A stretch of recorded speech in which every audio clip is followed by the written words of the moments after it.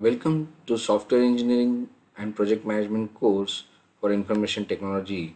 I am Sham Deshmukh, Assistant Professor at Pune Institute of Computer Technology, Pune. In this course, the objectives are to understand the nature of software complexity in various application domains, disciplined way of software development, and software lifecycle process models.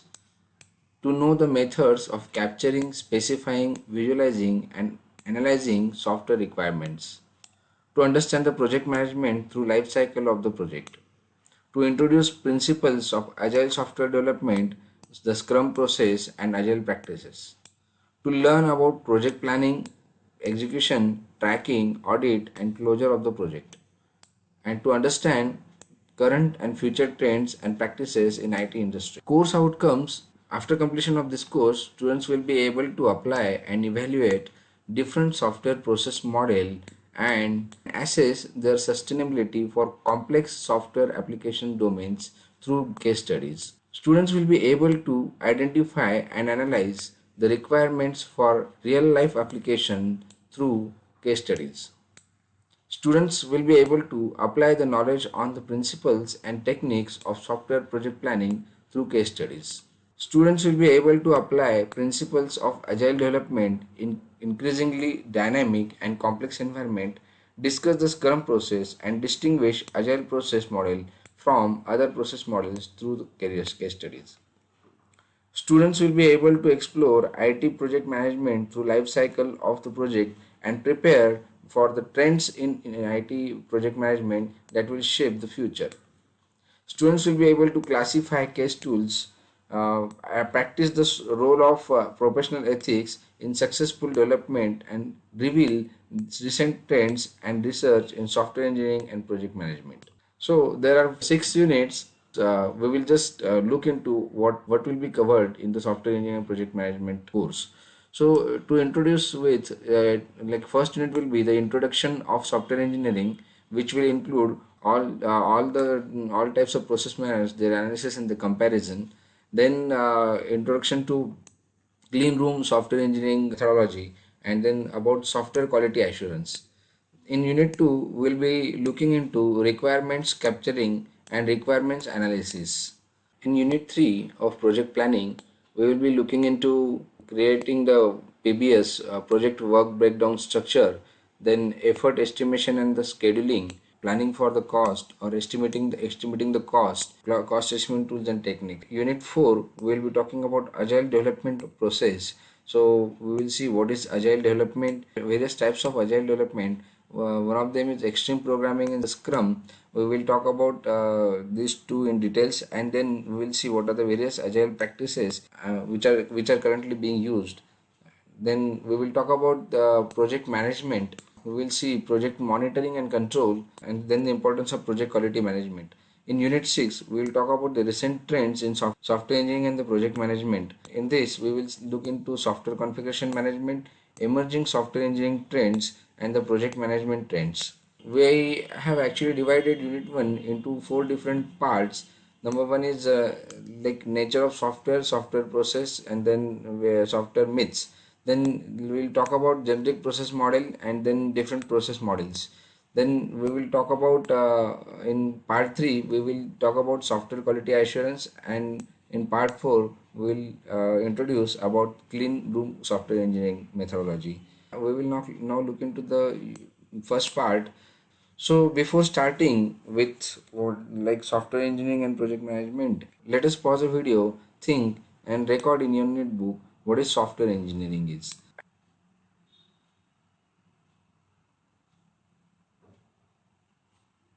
Now let us compare with upcoming descriptions of this in the slides. So software engineering is made up of two words, one is software and another is engineering. Software is more than just a program code. Software is considered to be a collection of executable programming code, associated libraries and documentations. Software, when made for a specific requirement, is called software product. Engineering, on the other hand, is all about developing products using well-defined scientific principles and methods. So, the software engineering is an engineering branch associated with development of software product using well-defined scientific principles, methods, and procedures. The outcome of software engineering is an efficient and reliable software product. There are many definitions of software engineering. Since there are a lot of computational power and sophistication increased in recent years, so and as well as the price also being dropped dramatically, so with this every increase in the raw computing capabilities of computers, software engineers have been called upon to solve increasingly larger and complex problems, and that too in cost effective and efficient ways. Software engineers have dealt with this challenge by innovating and building upon their past programming experiences, and on the basis of this, we can say that the innovations and past experiences towards writing good quality programs cost effectively have contributed to the emergence of software engineering discipline. What is software engineering? Loosely, it is a systematic collection of good program development practices and techniques. Good program development techniques have resulted from research innovations as well as from the lessons learned by the programmers through years of programming experiences. An alternative definition of the software engineering is an engineering approach to develop the software. Based on these two viewpoints, we can define the software engineering as follows. Software engineering discusses systematic and cost effective techniques for software development. These techniques help develop software using an engineering approach. Let's talk about the nature of software, which has been changed significantly since last half century. So software takes a dual role. It is a product and at the same time it is a vehicle for delivering a product. Software is an information transformer which produces, manages, acquires, modify, display, or transmit the information that can be as simple as a single bit or as complex as a multimedia presentation derived from the data acquired from dozens of independent sources. Software delivers the most important product called information. The role of computer software has undergone significant change over the last half century. Sophistication and the complexity can produce amazing results when a system succeeds, but they can also pose huge problems for those who must build and protect complex systems. A huge software industry has become a dominant factor in the economics of the industrialized world. Teams of software specialists, each focusing on one part of the technology required to deliver a complex application, have replaced the lone programmer of an earlier era. Still, there are some questions being asked when modern computer based systems are built. Why does it take so long to get software finished? Why our development costs are so high? Why can't we find all the errors before we give software to our customers?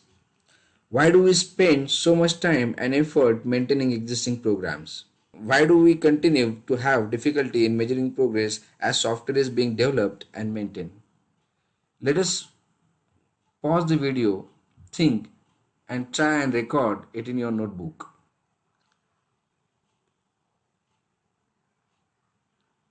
Now let us compare with upcoming description in the slide whether can we are able to find out the solution for these questions. So to start with, we will define the software. What software is? A software consists of three different components like instructions, data structure, and the descriptive information or the documents. So the instructions are the computer programs that when executed provide desired features, functions, and performance. Data structures enable the programs to adequately manipulate information, and descriptive information in both hard copy and virtual forms that describes the operation and the use of the programs. Software is logical rather than a physical system element, and therefore the software has one fundamental characteristic that makes it considerably different from the hardware. That is, software doesn't wear out. If you can see in this particular diagram, whenever any hardware is developed and being utilized, so to start at the start the failure rate is very high. As the time passes, failure rate decreases drastically, and after some amount of time, again due to some hardware problems, again after some time passes, the hardware basically starts failing because of its components which are worn out and its life is being completed. So this hardware has a wear out, but software is not susceptible to the environmental melodies that cause the hardware to wear out. So in theory, therefore, the failure rate curve for software should take the form of the idealized curve. Here you can see the idealized curve. Undiscovered defects will cause high failure rates early in the life of a program. Once the software is being developed, and if its defects are not being discovered properly during its implementation testing phase, then if any defect occurs during its lifetime, so if there is any change, or if there is any change in the software, like needs to be done in, are there any modification needs to be done in the software, then there is a increased failure rate as a side effect of this change. So if you can see over here, like there is a increased failure rate, you can see it over here. If there is a change, definite definite side effect of it, and because of that it does not follow the idealized curve, actually start deteriorating. So undiscovered defects will cause high failure rates early in the life of a program. These are corrected and the curve flattens, though software doesn't wear out, but it does deteriorate because of so many changes.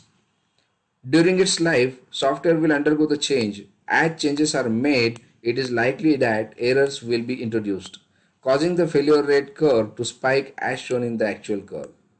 Before the curve can return to the original steady state failure rate, another change is requested, causing the curve to spike again. Slowly, the minimum failure rate level begins to rise. The software is deteriorating due to the change.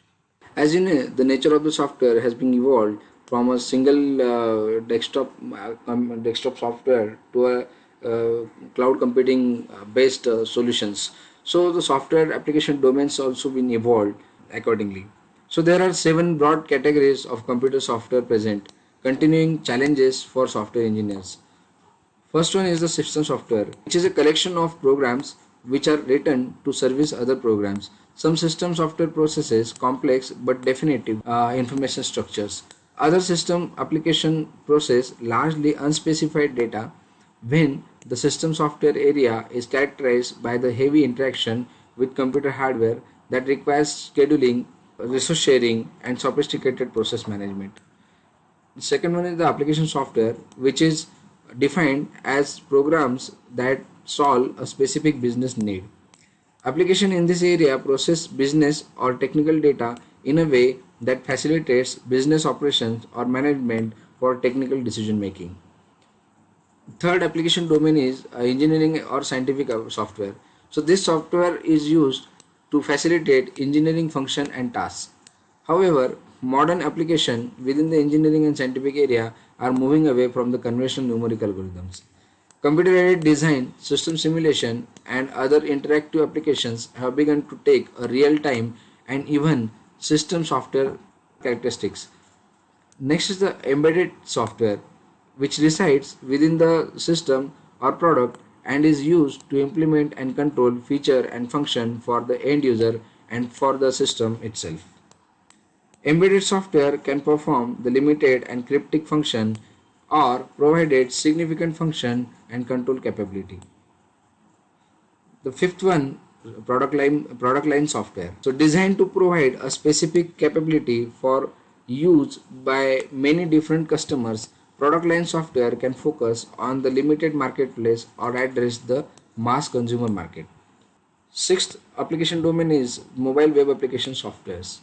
So it is a client server computer program in which the client runs on the web server.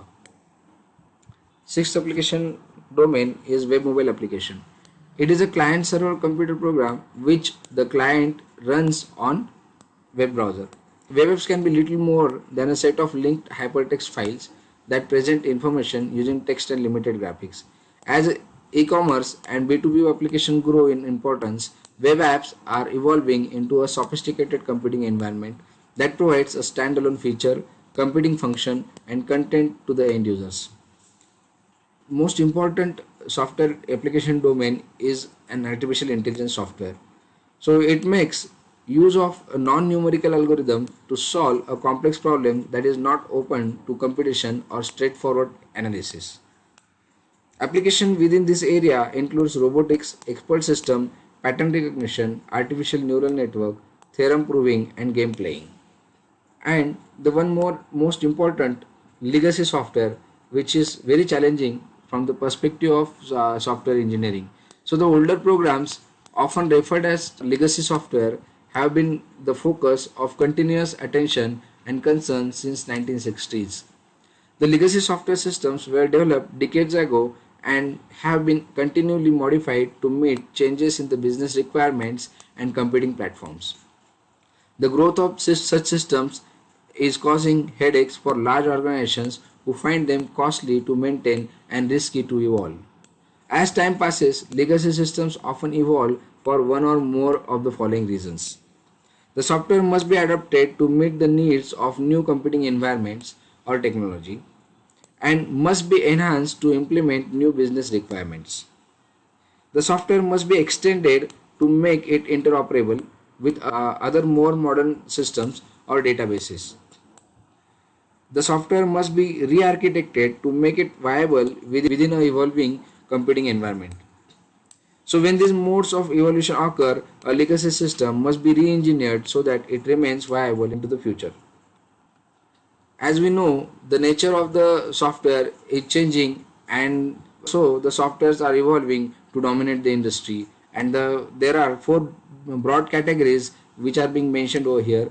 One is the web apps, another is mobile applications, third one is the cloud computing, and fourth one is the product line software. As we already aware that web applications are accessed by the user through a web browser with an active internet connection. So these applications are programmed using the client server model structure.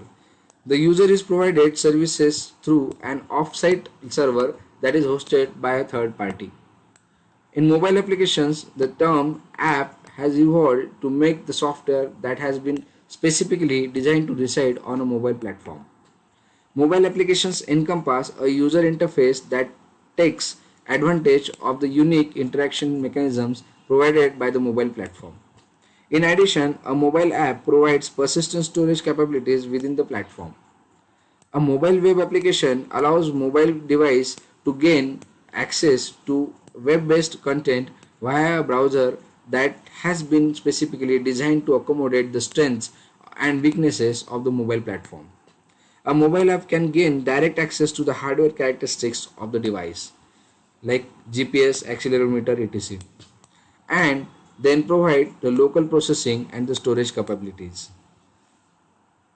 Next is the cloud computing. The cloud computing comprises of an infrastructure and or ecosystem that enables any user anywhere to use a computing device to share computing resources on a broad scale. The overall logical architecture of the cloud computing is represented. You can see it over here. All the devices, all the client like laptops, servers, desktops, phones, tablets, etc. all can be connected to a cloud, wherein the cloud provides all types of services like storage, block storage, object storage, identity management like databases, message queuing, networking, and communication, etc. So computing devices reside outside the cloud and have access to variety of resources like applications, platforms, and infrastructure within the cloud. The front end includes the client device and the application software that allows the backend to be accessed. The backend includes servers and related computing resources, data storage systems, and server resident applications, etc. Next is the product line software. The Software Engineering Institute defines a software product line as a set of software intensive systems that share a common managed set of features satisfying the specific needs of a particular market segment or mission, and that are developed from a common set of core assets in a prescribed way. The concept of line of software products is the idea that a line of software products all developed using the same underlying application and data architectures and all implemented using a set of reusable software components that can be reused across the product line provides significant engineering means. Software product line shares a set of assets that include requirements, architecture, design patterns, reusable components, test cases, and other software engineering work products. So to summarize with, the nature of software definitely is changing. So the web-based systems and applications have evolved from simple collection of information content to the sophisticated system that present complex functionality and multimedia content. Web apps is a software having unique features and requirements. Mobile applications present new challenges as apps migrate to a wide array of platforms. Cloud computing will transform the way in which software is delivered and the environment in which it exists. Product line software offers potential efficiencies in the manner in which the software is built.